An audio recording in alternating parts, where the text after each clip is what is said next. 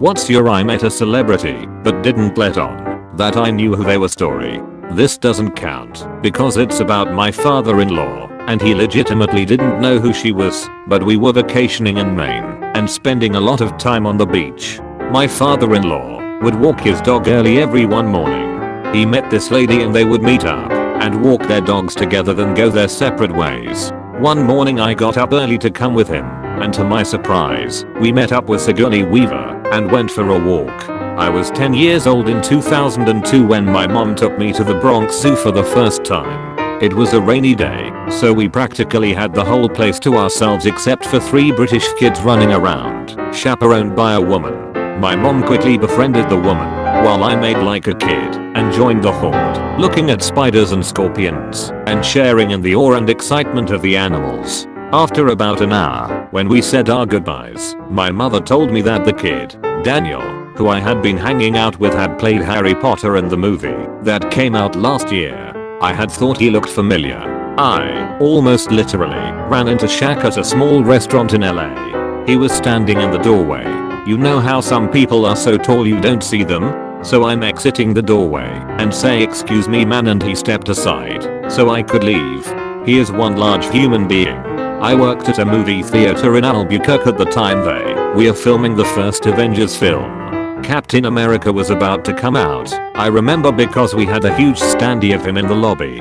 I was reading in the box office when 3 people came up. Guy asked for 3 tickets to Bridesmaids. It was dark out and he had a green baseball cap and sunglasses.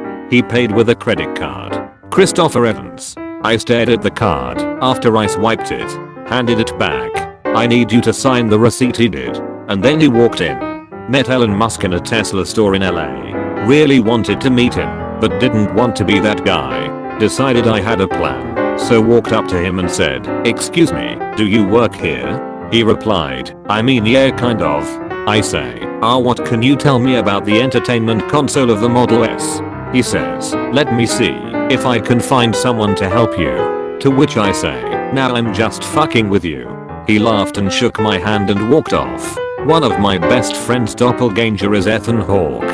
Like it's scary how much he resembles him, to the point that during those stupid Facebook challenges he just changed his profile picture to him and nobody realized it. Also his favorite story was one time at San Diego Comic Con he actually confused Rosario Dawson at a hotel bar. Anyway one night I'm walking home from work in New York City and I see who I thought was my friend John just walking on a kind of secluded part of 9th Ave around Hell's Kitchen, and I yell John. He doesn't turn around. So I decide to yell it again, and instead of responding his pace quickens. I decide the best thing to do is to run at him, which seemed to terrify him as keep in mind it's late and there are very few people around. Anyway I catch up to him and say "Oh, you're not John," and then walk away from what was a very frightened Ethan Hawke. I helped Steven Spielberg move his daughter's bags into her college dorm. I was working a shift helping first years move in. And I see a guy in a hat and sunglasses who is unmistakably Spielberg. I strike up a conversation, ask if he needs help with the bags, etc. First names only.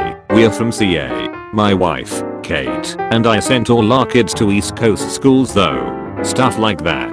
Later, when his daughter opened the door for the first time, he whipped out a camcorder and, wearing the biggest dad grin, recorded the whole thing before turning the camera on my friend and me to ask us about the city. So, I have a supporting the luggage speaking role in a limited release home movie film shot by Steven Spielberg. My dad met Robin Williams in an elevator. He got in, and they rode a few floors in silence. They stopped on a floor and a bunch of fans ran in and started getting pics with Robin. My dad said he was gracious and took pics with everyone.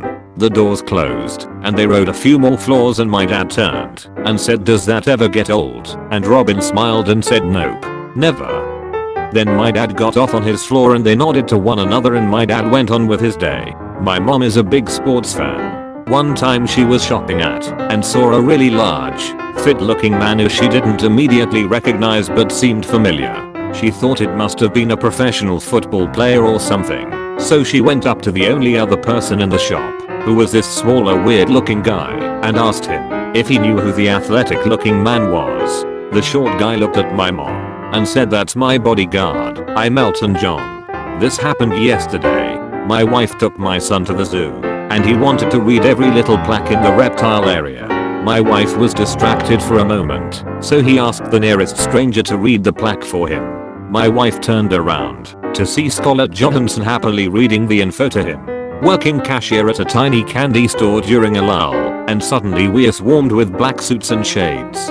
Some guys in suits come in with more shades shadowing them. They browse, buy chocolates, and hand them to another suit. I joked to one guy about that box definitely not being big enough for everyone, and he laughs and buys 3 more. They pack up, and shades escort them out. Couldn't have been more than 10 minutes. When I went home, I found out that Air Force 2 had landed for a conference nearby, and I had managed to convince the secretary of something, defense, I believe, to buy $200 of chocolate. I used to be a server at a Mexican restaurant right outside LA in the late 90s. One day Leonardo DiCaprio came in with who I assume was his mom to have lunch. This would have been post-Titanic, so really at the peak of his breakthrough mega celeb status. He was wearing a bowl cap, sunglasses and unshaven, but I recognized him anyway. I didn't let anyone know, and I wrote something like "Your movies are awesome. I hope you liked our food" on his receipt when I dropped it off at the table. After he left, I swung by and picked up his payment, and he had left me a note back that said "Thank you so much for not blowing my cover" with a $100 tip. Shit was awesome. I was only like 19. I went and got some PlayStation games with it after my shift ended. In the mid-90s I was a cab driver. Our service was like a cross between a limo and a taxi, and we serviced some fancy resorts. As I dropped off my passenger at a resort, another guy asks if I'm a taxi, and I say yes, so he tells his friend their cab is here. His friend got in the car and said "This ain't no cab, smells too good to be a cab" in that unmistakable Chris Rock voice. He and his friend just bullshitted with each other for the 15-minute drive to a local nightclub. There was a white kid trying to talk to a yellow cab driver ahead of us in the parking lot, and Chris Rock started imitating the kid, like "I need a ride, yeah, I'm drunk, but I need a ride," and I was trying really hard not to laugh out loud. He wasn't nearly as famous yet at the time, but I had seen his stand-up routines on Comedy Central and knew exactly who he was, but didn't go fanboy on him. 10/10ths would drive Chris Rock again. I was at IKEA in Vancouver and noticed this lady in a low-hanging hat had dropped something. I helped her pick it up and noticed it was Sarah McLachlan. Didn't let on that I knew who she was because I couldn't think of anything to say. My friend's mom, over 70 years old, owns a small Asian grocery store. Post Malone came walking in with his girlfriend and his mom had no idea who he was. A few cute things happened. She was nervous because of his tattoos, but happy/not worried once he bought a lot of food. She had no idea he was a celebrity. She gave him a free snack for buying so much food and told him to come back for lunchtime for cheap and tasty gyoza. He did come back the next day. She was worried he would get mugged going to his car because of 3 big men outside, so she followed him outside. They were his bodyguards. She really liked his cool car. It was a Lamborghini. She told my friend about the encounter that evening, and he pulled up a YouTube video. Based on the description, it was him.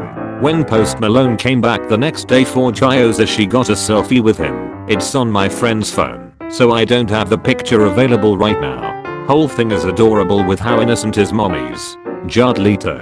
I work in an outdoor goods store in Boulder, which for those who don't know, is one of the biggest climbing towns in the US.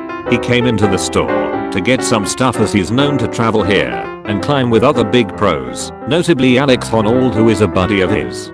He had been outed in the middle of the footwear department by a coworker on mine in front of a big group of customers, so by the time he got over to the climbing area where I work, he was really on edge and unfriendly. I walked up to him, and honestly just acted like he wasn't hot shit. I acted like I didn't really know who he was and just spoke to him like any other customer, even breaking conversation with him at several points to answer questions for other folks as opposed to giving him my full undivided attention.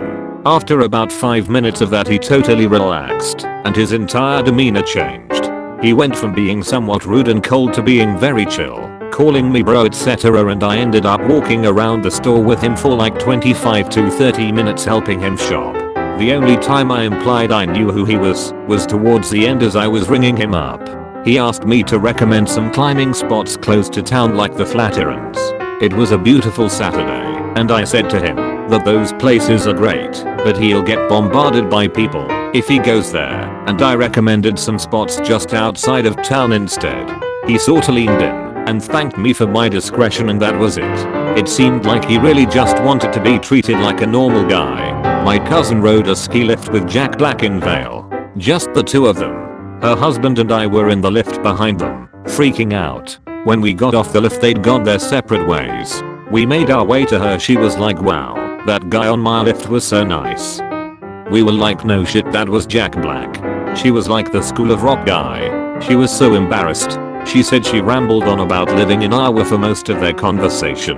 We laughed our asses off.